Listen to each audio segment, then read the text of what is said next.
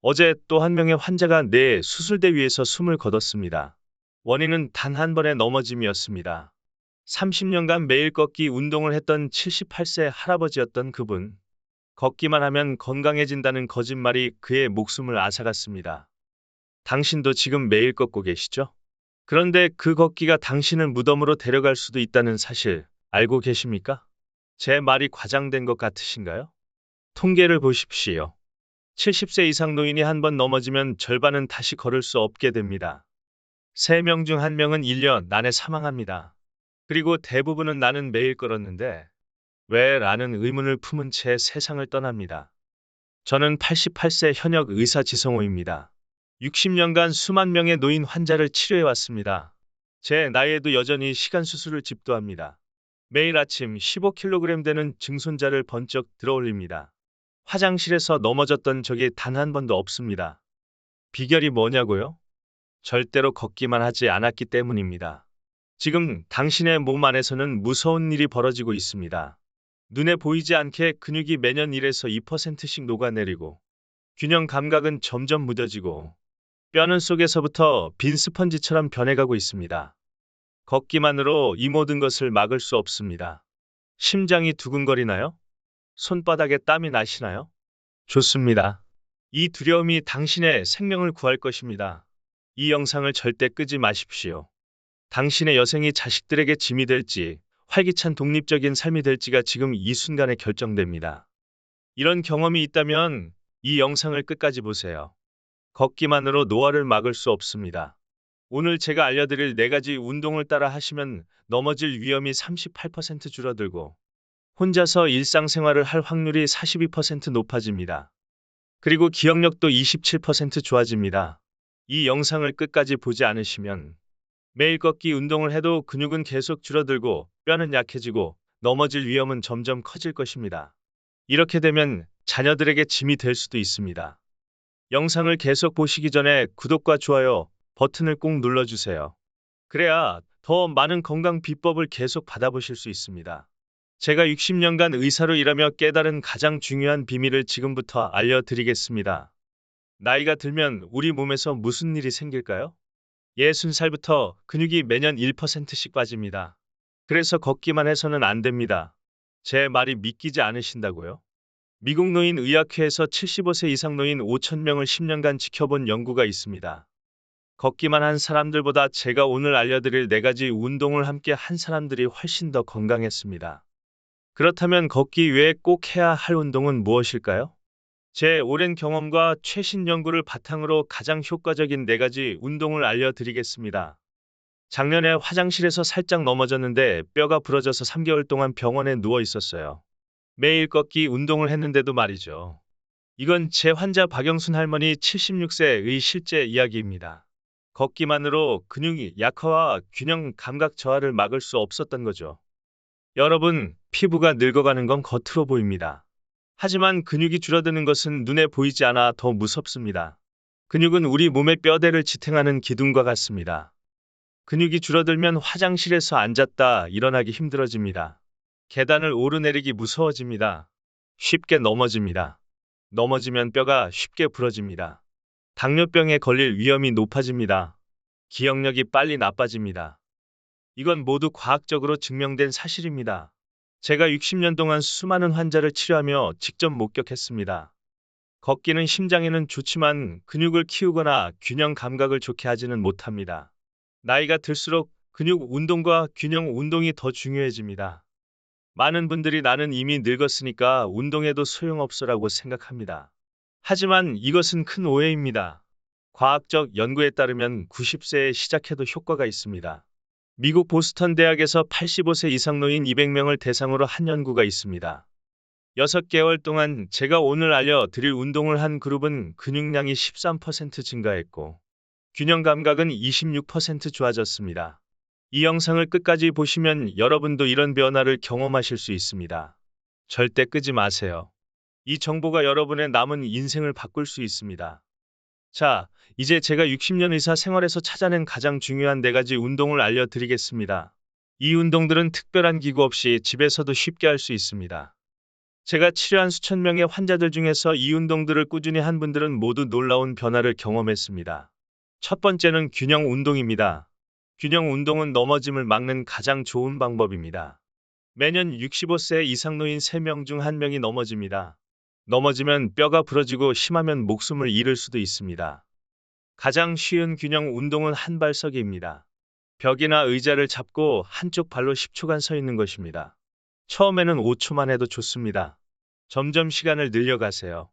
한발 서기를 할 때는 눈을 뜨고 하는 것부터 시작하세요.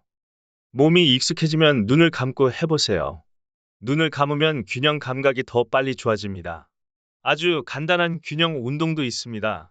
양손을 벌려 옆으로 들고 제자리에서 천천히 한 바퀴 돌아보세요. 어지러우면 바로 멈추고 앉으세요.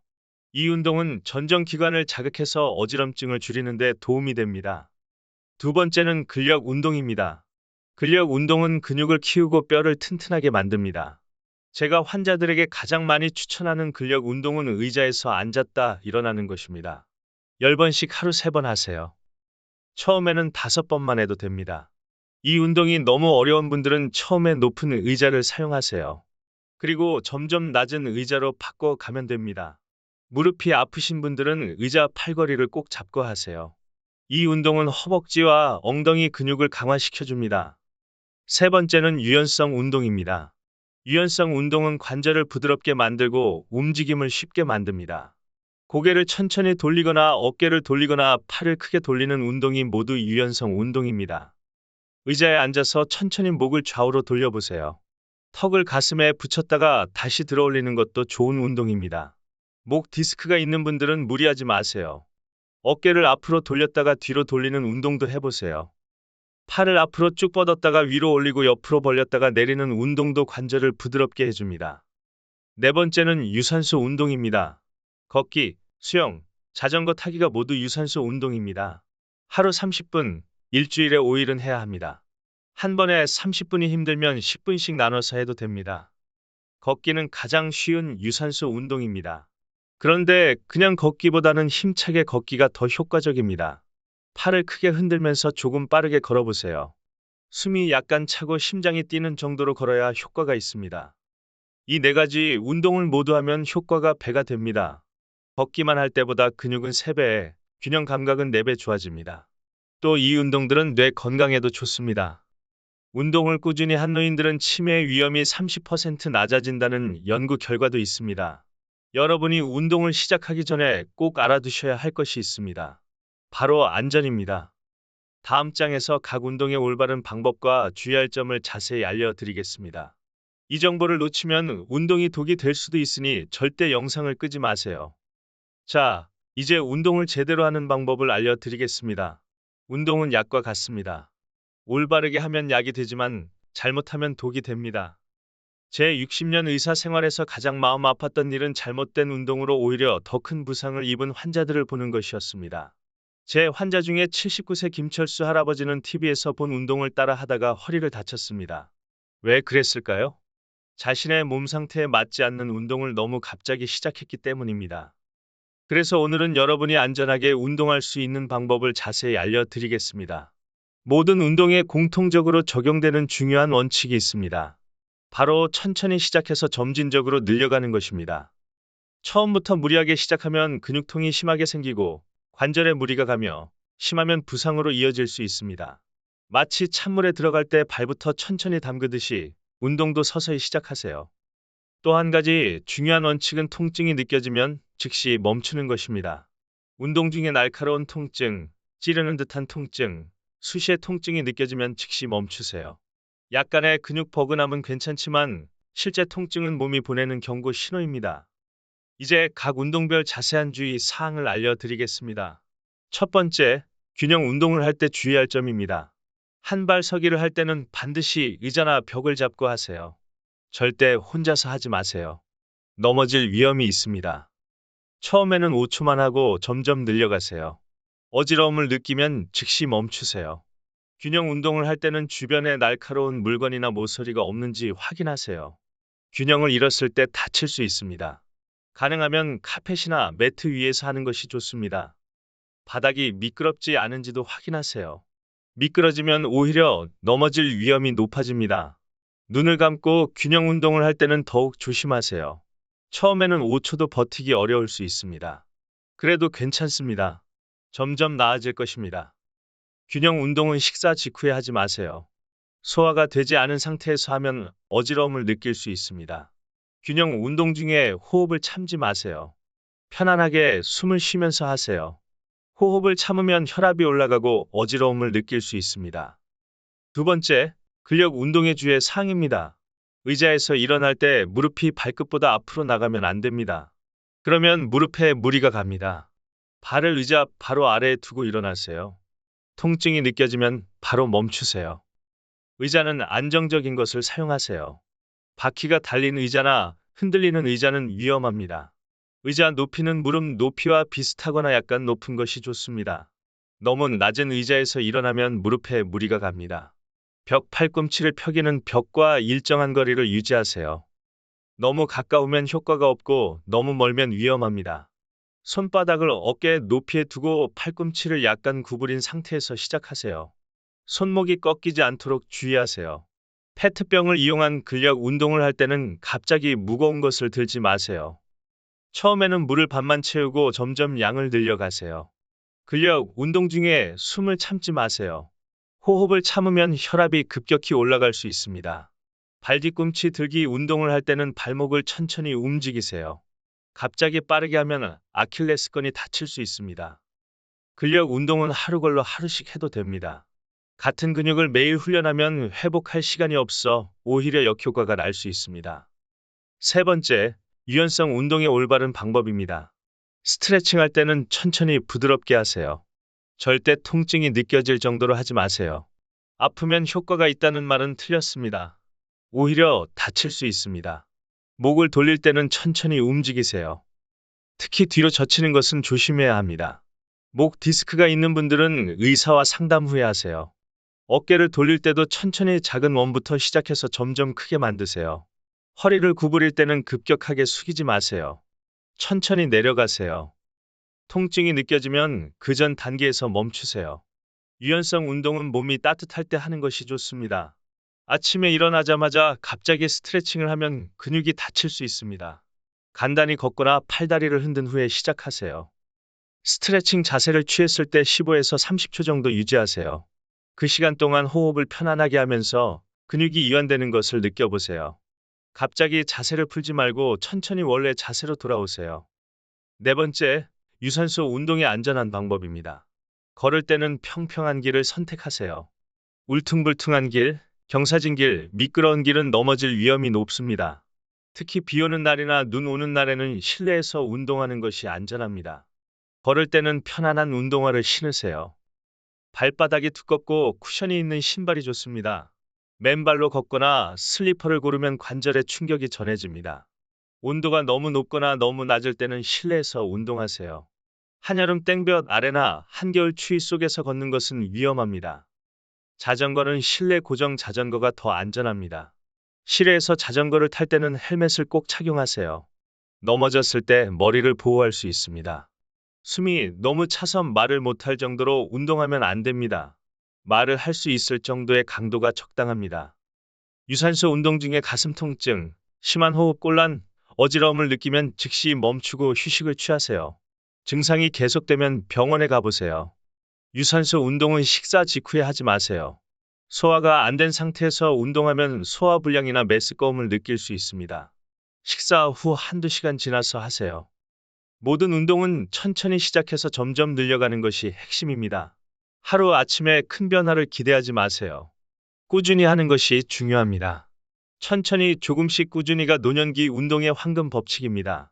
그리고 운동 전후에 물을 충분히 마시는 것도 잊지 마세요. 우리 나이에는 목마름을 잘 느끼지 못해 쉽게 탈수가 됩니다.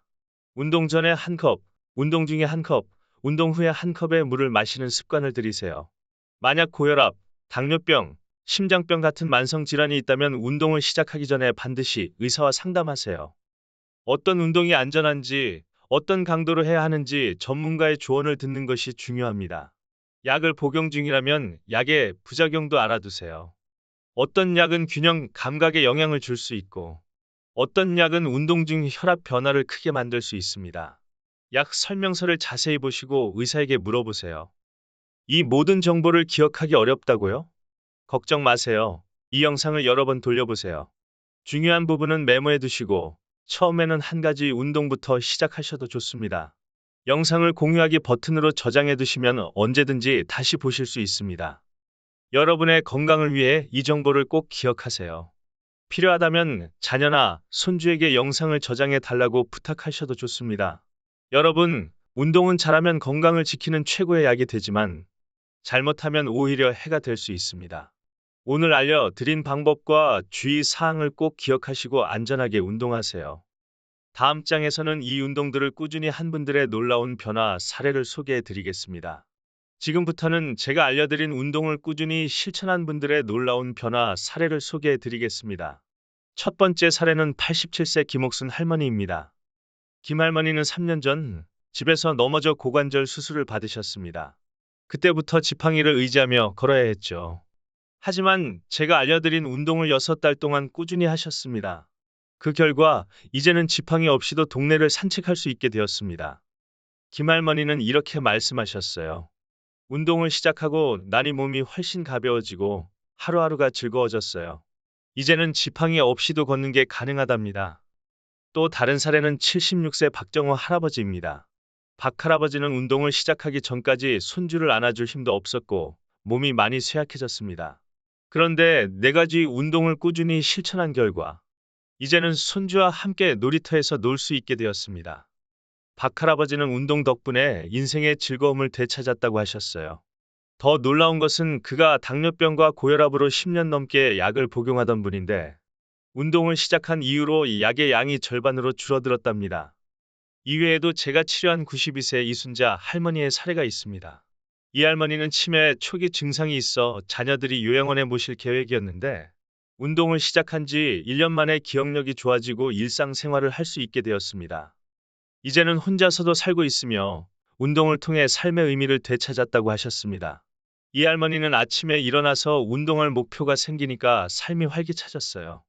요즘엔 친구들에게 운동법을 가르쳐주는 선생님이 되었답니다라고 말씀하셨어요. 이분들이 특별한 사람들이라고 생각하시나요? 아닙니다. 모두 평범한 노인들이지만 포기하지 않고 꾸준히 운동을 했기 때문에 이와 같은 놀라운 변화를 경험한 것입니다. 여러분도 할 수 있습니다. 오늘 이 영상에서 소개한 운동을 꾸준히 하시면 여러분도 이런 변화를 경험하실 수 있습니다. 이제 여러분의 건강을 위한 첫걸음을 내디딜 차례입니다. 여러분은 인생의 마지막 순간에 후회하고 싶으신가요? 조금만 더 운동했으면 이렇게 병원 침대에 누워있지 않았을 텐데 라고 말하고 싶지 않으시죠? 지금 당장 시작하세요. 변화는 생각보다 빨리 찾아옵니다. 이제 마지막으로 매일 꾸준히 운동을 하는 방법을 알려드리겠습니다. 운동을 계속하기 위해 중요한 포인트는 무엇일까요? 첫째, 정해진 시간에 운동하세요. 아침에 일어나서 바로 운동을 시작하거나 텔레비전 뉴스를 보면서 하는 등 일상 속에 운동을 넣으면 잊지 않고 할 수 있습니다. 둘째, 운동 캘린더를 만드세요. 달력에 매일 운동한 날짜에 동그라미를 치세요. 동그라미가 이어지는 모습을 보면 뿌듯함을 느끼고 계속 운동을 하게 됩니다. 셋째, 운동 친구를 만드세요. 혼자 하면 쉽게 포기할 수 있지만 함께 하는 사람이 있으면 서로 격려하며 계속할 수 있습니다. 배우자나 이웃과 함께 운동을 해보세요. 넷째, 처음부터 욕심내지 마세요. 하루 5분부터 시작해서 점점 시간을 늘려가세요. 처음부터 30분을 하겠다고 욕심을 내면 금방 지치고 포기하게 됩니다. 다섯째, 자신에게 작은 선물을 주세요. 일주일 동안 운동을 꾸준히 했다면 맛있는 것을 먹거나 좋아하는 활동을 하며 스스로를 칭찬하세요. 저는 88세 현역 의사로 매일 아침 운동을 합니다. 덕분에 아직도 수술실에서 몇 시간씩 서 있을 수 있고 손주들과도 즐겁게 놀아줄 수 있습니다. 여러분도 할 수 있습니다. 운동의 효과는 바로 나타나지 않지만 최소한 3주는 꾸준히 해야 변화가 시작됩니다. 3개월이면 남들이 알아볼 정도로 달라집니다. 1년이면 완전히 다른 사람이 됩니다. 여러분의 노년이 어떤 모습이길 원하시나요? 건강이 나빠지고 불편한 상태로 의지하며 사는 모습인가요? 아니면 활기차고 스스로 생활하는 모습인가요? 지금 선택하세요. 자, 이제 일어나세요. 오늘부터 시작하세요. 처음에는 하루 5분, 한 가지 운동부터 시작하세요. 균형 운동이든 근력 운동이든 무엇이든 좋습니다. 이렇게 첫걸음을 내딛는 순간 여러분의 새로운 인생이 시작됩니다. 걷기만으로 부족합니다. 오늘 배운 네 가지 운동을 함께 하세요.